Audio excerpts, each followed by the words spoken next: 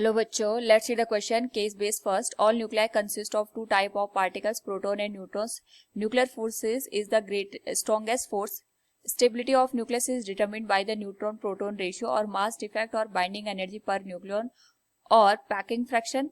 Volume of nucleus depends on the mass number. Whole mass of the atom, nearly 99.99%, is centered at the nucleus.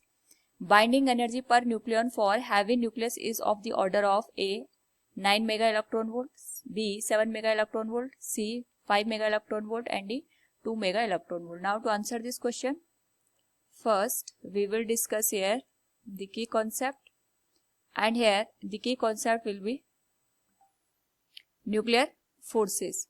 Now अगर हम बात करें question की, तो question में हमसे बाइंडिंग एनर्जी के बारे में पूछा गया है. तो उसको अंडरस्टैंड करने के लिए सबसे पहले हम यहाँ पे कंसिडर करते हैं एटम को. एटम का जो सेंटर पोर्शन होता है उसको हम यहाँ पे न्यूक्लियस का नाम देते हैं. न्यूक्लियस में प्रोटॉन एंड न्यूट्रॉन पाए जाते हैं.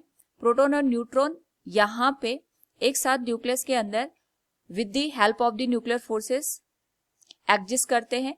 इस पर्टिकुलर केस में अगर हम बात करें यहाँ पे बाइंडिंग एनर्जी की, तो बाइंडिंग एनर्जी को हम अगर थ्योरेटिकली समझें तो ये हमारे पास वो एनर्जी होती है जिसकी वजह से जो न्यूक्लियॉन्स होते हैं यानी प्रोटॉन न्यूट्रॉन होते हैं ये आपस में यहाँ पे बाउंड होते हैं. चाहे न्यूट्रॉन न्यूट्रॉन को बाउंड करके रखे, चाहे प्रोटॉन न्यूट्रॉन और प्रोटॉन प्रोटॉन एक दूसरे को यहाँ पे बाउंड करके रखें, तो जिस एनर्जी के साथ यहाँ पे हमारे पास जो न्यूक्लियॉन्स आपस में बाउंडेड होते हैं उसे हम बाइंडिंग एनर्जी का नाम देते हैं. और प्रैक्टिकली अगर हम यहाँ पे बाइंडिंग एनर्जी को अंडरस्टैंड करें तो बाइंडिंग एनर्जी का मतलब ये होता है कि न्यूक्लियस में जो हमारे पास न्यूक्लियॉन्स होते हैं वहां पे किसी एक पेयर ऑफ न्यूक्लियन को एक दूसरे से सेपरेट करने के लिए जितनी एनर्जी की रिक्वायरमेंट होती है उसे हम बाइंडिंग एनर्जी का नाम देते हैं.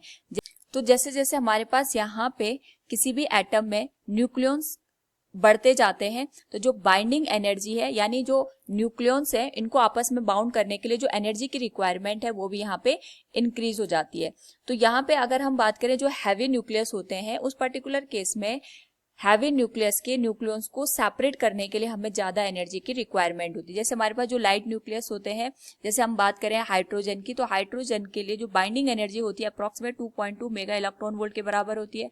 और अगर हम बात करें यहाँ पे निकल 62 की, जिसके लिए जो बाइंडिंग एनर्जी कंसिडर की जाती है that is 8.79 mega electron volt के बराबर. नाउ इसी तरीके से अगर हम यूरेनियम 238 की बात करते हैं जो अपने आप में बहुत हैवी न्यूक्लियस कंसिडर किया जाता है, इसके लिए जो बाइंडिंग एनर्जी की वैल्यू होती है that is 7.6 mega electron volt. तो यहाँ पे अकॉर्डिंग टू द क्वेश्चन हमसे हैवी न्यूक्लियस के बारे में ही पूछा गया है कि इसकी बाइंडिंग एनर्जी पर न्यूक्लियन क्या होती है. तो हैवी न्यूक्लियस के लिए बाइंडिंग एनर्जी के लिए जो हम रेंज यहाँ पे कंसिडर करते हैं that is about 9 mega electron volt. Option A will be the right answer. Hope all you understood it. Thank you and best of luck.